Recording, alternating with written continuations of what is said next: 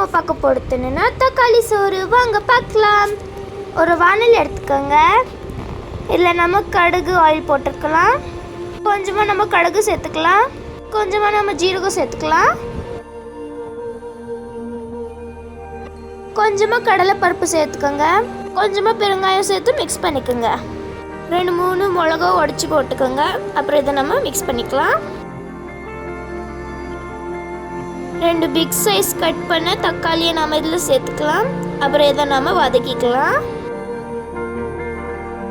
தேவையான அளவுக்கு உப்பு சேர்த்துக்கோங்க. அப்புறம் கொஞ்சமாக நம்ம மஞ்சள்தூள் சேர்த்து மிக்ஸ் பண்ணிக்கலாம்.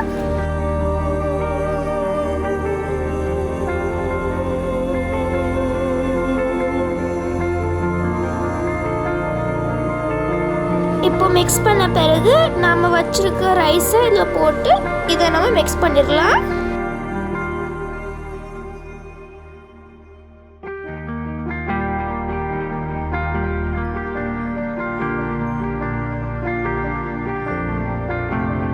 அவ்வளோதான், மிக்ஸ் ஆயிடுச்சு. உங்களுக்கு இந்த வீடியோ பிடிச்சிருந்தா லைக் பண்ணுங்க, ஷேர் பண்ணுங்க, கமெண்ட் பண்ணுங்க, சப்ஸ்கிரைப் பண்ணுங்க. By guys.